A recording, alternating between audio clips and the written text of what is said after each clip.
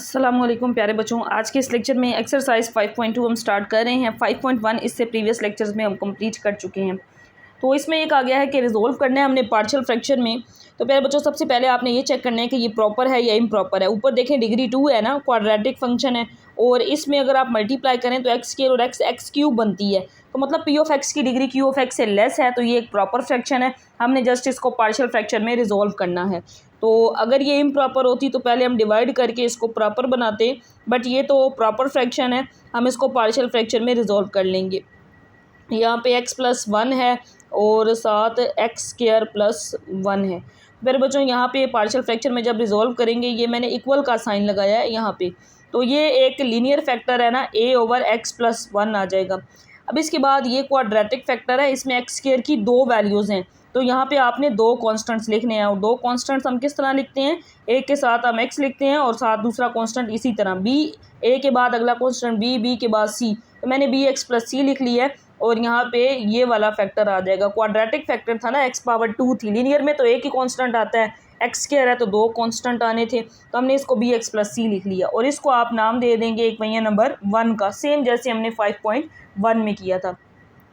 अब इस फैक्टर के साथ 1/1 इस पूरी इक्वेशन को मल्टीप्लाई जब इसको करेंगे ना, तो जस्ट ऊपर वाली वैल्यू, मैं वो मल्टीप्लाई वाला लिख नहीं रही क्योंकि हम पूरी प्रीवियस एक्सरसाइज कर चुके हैं प्यारे बच्चों। अब आप समझ चुके हैं कि आपने यहाँ पे क्या करना है। अब a/x+1 को जब आप इसके साथ मल्टीप्लाई करेंगे तो x+1 तो कट जाएगा और a के साथ बाकी कौन सी वैल्यू आ जाएगी, ये वाली वैल्यू x²+1 वाली वैल्यू आ जाएगी। फिर यहाँ पे नेक्स्ट हमारे पास bx+c है। अब इसमें देखें कौन सी वैल्यू कट जाएगी, x² + 1 वाली कट जाएगी और इसके साथ x+1 आ जाएगा। अभी हमने इसको इक्वेशन 2 का नाम नहीं देना, मैंने आपको स्टार्ट में बताया था जैसे a की वैल्यू अलग है, यहाँ से हमने b और c की वैल्यू को भी अलग कर लेना है। तो ये वाली जो वैल्यू है ना 2x² + 3x+3, ये क्वाड्रेटिक तो इसी तरह फैक्टर रहेगा। a के साथ x² + 1 ये अलग से वैल्यू है, मतलब ये कोई किसी के साथ मल्टीप्लाई नहीं है, तो ये तो इसी तरह आ जाएगी b। अब b के साथ x है तो उसको अंदर मल्टीप्लाई कर दें, तो यहाँ पे क्या बन जाएगा x² और x1 जार x, और c के साथ तो कुछ भी नहीं है, तो c के साथ ये वाला फैक्टर इसी तरह आ जाएगा। तो यहाँ पे अब गौर करें प्यारे बच्चों, तो हमने a, b और c वाली तमाम वैल्यूज़ को अलग कर ली है और इसको हम नाम दे देंगे इक्वेशन नंबर 2 का। अब हमने देखना है कि हमें a, b, c की वैल्यू चाहिए। तो यहाँ पे तो हमारे पास एक लीनियर फैक्टर है जिसको हम पुट करेंगे तो हमारे पास एक वैल्यू आ जाएगी, और बाकी हम कोफिशिएंट्स को कंपेयर करके निकालेंगे क्योंकि यहाँ से हम x की वैल्यू नहीं निकाल सकते। तो पहले इसको हम इजीली पुट कर सकते हैं ना, हमने क्या पुट करना है, पुट x+1 = 0। तो यहाँ पे x की वैल्यू आ जाएगी -1, जिसको कहाँ पे पुट करना है, इक्वेशन नंबर 2 में पुट करना है। 2 से हम सारी वैल्यूज़ निकालते हैं a, b, c की, और फिर वापसी यानी कि लास्ट पे उनको 1 में पुट करते हैं तो हमारा आंसर आ जाता है, पुट इन इक्वेशन नंबर 2। तो जहाँ जहाँ x है वहाँ पे हम पुट कर देंगे -1, तो यहाँ पे -1² हो जाएगा, 3x की जगह पे -1 आ जाएगा, फिर +3। अब जब x-1 पुट करना है ना, तो कोई एक वैल्यू हमारे पास आनी है, बाकी सारी 0 हो जानी है। देखें -1 + 1 c तो 0 हो गया, -1 का स्क्वायर +1, लेकिन ये -1 मतलब b भी 0, तो वैल्यू सिर्फ किसकी आनी है, a की आनी है, तो इस वजह से हमने a में ही पुट करना है। यहाँ से भी अंदाज़ा लगाने के a के नीचे वाला फैक्टर आप पुट कर रहे हैं तो a की वैल्यू ही आनी है। तो -1 का स्क्वायर और फिर +1, ये मैंने सिर्फ a में पुट किया क्योंकि बाकी 0 बन रहे थे, उनमें मैंने पुट नहीं किया ताकि क्वेश्चन हम इजीली शॉर्ट फॉर्म में करें। -1 का स्क्वायर +1 +1 2 से मल्टीप्लाई होगा तो यही आएगा, ये -3 और यहाँ पे +3। -1 का स्क्वायर +1 और +1 कितना हो जाएगा, 2 हो जाएगा। यहाँ पे ये कैंसिल आउट, तो a की वैल्यू आ जाएगी, यहाँ पे भी 2 है, 2/2, सो 1 कटिंग करेंगे ना तो a की वैल्यू तो 1 आ गई। अब क्या रह गया है, b और c रह गया है, तो हमारे पास कोई और लीनियर फैक्टर नहीं है जिसको हम पुट कर सकें।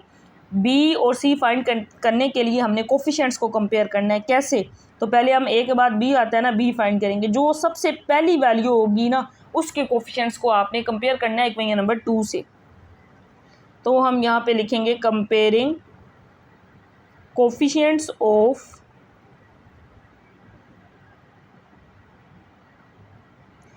b के साथ सबसे पहली वैल्यू क्या है, x²। हमने x² के कोफिशिएंट्स को कंपेयर करना है। इक्वेशन नंबर 2 में देखें, पहले लेफ्ट साइड पे x² का कोफिशिएंट 2 है, इसके बाद x नहीं है। a में देखें x² इसका कोफिशिएंट 1 है तो a साथ मल्टीप्लाई भी हो रहा है। फिर b में एक्स स्क्वायर, इसका कोफिशिएंट b है, और c में एक्स स्क्वायर है ही नहीं तो वो 0 हो जाएगा। अब हम यहाँ पे अगर a की वैल्यू पुट कर दें तो हमारे पास किसकी वैल्यू आ जाएगी, b की। ये +1 दूसरी साइड पे आएगा तो -1 हो जाएगा, 2 - 1 करेंगे तो 1। सो b की वैल्यू क्या आ जाएगी, 1 आ जाएगी। a की वैल्यू भी 1 आ गई, b की वैल्यू भी 1 आ गई। अब वैल्यू किसकी रह गई है, c की। c के साथ सबसे पहली वैल्यू क्या है, x है, तो इसी लाइन के साथ कोमा लगा के हम x कर देंगे कि पहले हमने एक्स स्क्वायर के कोफिशिएंट्स को कंपेयर किया, अब हम x के कोफिशिएंट्स को कंपेयर कर रहे हैं। तो पहले बच्चों इसी इक्वेशन 2 में हमने अब x के कोफिशिएंट्स को कंपेयर कर लेना है। तो इस साइड पे देखें, पहले x का कोफिशिएंट क्या है, 3 है, तो मैं यहाँ पे 3 लिख लूँगी। आगे नीचे जगह कम थी, फिर इस वजह से मैं नेक्स्ट इसके साथ लिख रही हूँ। तो a में x नहीं है, फिर b में देखें x है, इसका कोफिशिएंट 1 है, लेकिन बाय b भी है तो यहाँ पे b आ जाएगा। c में x, इसका कोफिशिएंट 1 और साथ बाय c मल्टीप्लाई हो जाएगा। अब यहाँ पे हम b की वैल्यू पुट कर देंगे, b की वैल्यू 1 आई थी तो c हम फाइंड कर सकते हैं। ये +1 इस साइड पे आएगा तो -1 हो जाएगा, यहाँ पे c रह जाएगा। तो c की वैल्यू 2 आ गई। a और b की वैल्यू 1 और c की वैल्यू 2। अब इन वैल्यूज़ को a b c की वैल्यूज़ को कहाँ पे पुट करना है, इक्वेशन नंबर 1 में, तो हमारा आंसर आ जाएगा। तो यहाँ पे फिर आप लिखेंगे values of a b and c put in 1। जहाँ से हमने क्वेश्चन स्टार्ट किया था ना, a b c हमारा अननोन था, इसको वापस हमने पुट कर देना है। तो इस साइड पे वही वैल्यू लिख लेंगे जो क्वेश्चन में गिवन थी, 2x² + 3x + 3 divided by x + 1 और x² + 1 is equal to. Equation number 1 अगर मैं आपको दिखाऊं प्यारे बच्चों, ये वाली ये साइड मैंने लिख ली। अब यहाँ a b और c की मैंने वैल्यू पुट कर देनी है। तो a की जगह पे हम क्या पुट कर देंगे, 1 पुट कर देंगे, 1/x + 1 आ जाएगा। फिर प्लस b की वैल्यू 1 आई है ना, देखें यहाँ मैं पुट कर रही हूँ, 1 x के साथ मल्टीप्लाई होगा तो x ही आ जाएगा, और c की वैल्यू 2 आई है तो यहाँ पे 2 आ जाएगा। और डिवाइड में ये वाला फैक्टर था x² + 1 था, ये x² + 1 ये इसी तरह आ जाएगा। तो ये हमारा इस पहले क्वेश्चन का आंसर होगा। पूरी एक्सरसाइज बिल्कुल सेम इसी तरह है। अब हम इसका सेकंड क्वेश्चन करते हैं। तो नेक्स्ट प्यारे बच्चों हमारे पास क्वेश्चन नंबर 2 है। देखें इसमें ऊपर p(x) की डिग्री 1 है, इसमें स्क्वायर और ये x³ है नीचे। तो p(x) की डिग्री q(x) से लेस है, तो ये एक प्रॉपर फ्रैक्शन है। हमने इसको पार्शियल फ्रैक्शन में रिजोल्व कर लेना है। तो इस वैल्यू को हम इस तरह से लिख लेंगे, 2x + 1 x - 2 x² + 3x + 5। एक लीनियर फैक्टर है, एक क्वाड्रेटिक फैक्टर है, तो हमने जस्ट इसको अब पार्शियल फ्रैक्शन में रिजोल्व कर लेना है। पार्शियल फ्रैक्शन में रिजोल्व करें तो ये क्या आ जाएगा, a/x - 2 आ जाएगा। फिर b, अब इसमें x² है ना, तो b के साथ तो 2 कांस्टेंट आएंगे, bx + c/, और यहाँ पे ये वाली वैल्यू आ जाएगी x² + 3x + 5। तो हम इसको इक्वेशन नंबर 1 का नाम दे देंगे। अब इक्वेशन नंबर 1 में a b और c जो है इनको हमने फाइंड करके पुट करना है।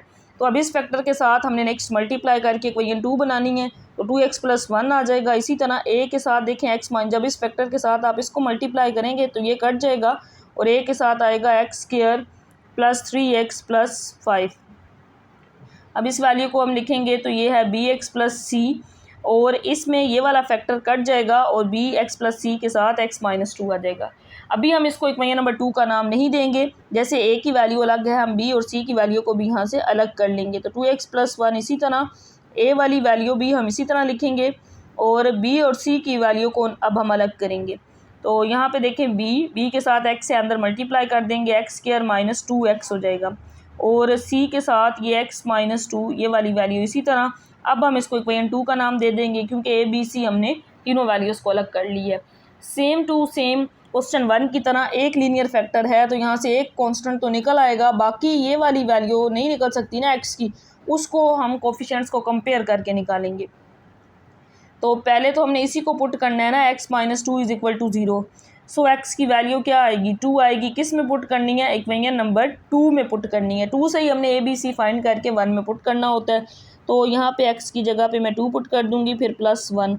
जब आप a के नीचे से वैल्यू निकाल रहे हैं तो यहाँ पे a की वैल्यू ही आनी है, बाकी में पुट करने की ज़रूरत नहीं है। लेकिन वेरीफाई करें, देखें 2 - 2 ये तो 0 हो गया, 2 का स्क्वायर 4, यहाँ पे 2 पुट करें, 4 - 4 भी 0। तो मीन्स वैल्यू जब आप ये 2 पुट करेंगे तो a की ही आएगी। और हमेशा मैंने आपको 5.1 में भी बताया था, एक वैल्यू आती है तो बाकियों में पुट ना किया करें, लेंथी क्वेश्चन हो जाता है, तो हमने उसको आसान बनाना है। तो उससे ये है आपका टाइम भी बच जाएगा इस तरह करने से, और आपको इजीली समझ भी आ जाएगी। तो प्यारे बच्चों, जहाँ जहाँ x था ना वहाँ पे मैंने 2 पुट कर दिया। यहाँ पे 2 2 ज़र 4, 4 और 1 5 हो जाएगा। और यहाँ पे हम सिंप्लीफाई कर लेते हैं, 2 का स्क्वायर 4, 3 2 ज़र 6 और ये 5 हो जाएगा। तो इन सारी वैल्यूज़ को हम ऐड करते हैं, 6 और 4 10, 10 और 5 15। तो यहाँ से अब मैं a की वैल्यू निकाल सकती हूँ। a की वैल्यू क्या आएगी, 5/15। तो 5 1 ज़र 5, 5 3 ज़र 15। सो a की वैल्यू मेरे पास आ गई 1/3। अब इसके अलावा कोई और लीनियर फैक्टर नहीं है जिसको पुट करके मैं b और c फाइंड करूँ। b और c फाइंड करेंगे हम कोफिशिएंट्स को कंपेयर करके। पहले a हम फाइंड कर चुके हैं, नेक्स्ट b आएगा, तो b फाइंड करेंगे। b के साथ सबसे जो पहली वैल्यू है ना उसके कोफिशिएंट को कंपेयर करेंगे। तो यहाँ पे x² है, तो अब हम x² के ही कोफिशिएंट्स को कंपेयर करेंगे। तो यहाँ पे आप लिखेंगे कंपेयरिंग कोफिशिएंट्स ऑफ x²। तो प्यारे बच्चों, इक्वेशन 2 में देखें इस साइड पे तो x² है ही नहीं, 0 आ जाएगा। a में x² है तो इसका कोफिशिएंट तो 1 है, 1 को a से मल्टीप्लाई करें a ही आ जाएगा। x² b में भी है, यहाँ b आ जाएगा। c में x² नहीं है तो वो हम नहीं लिखेंगे।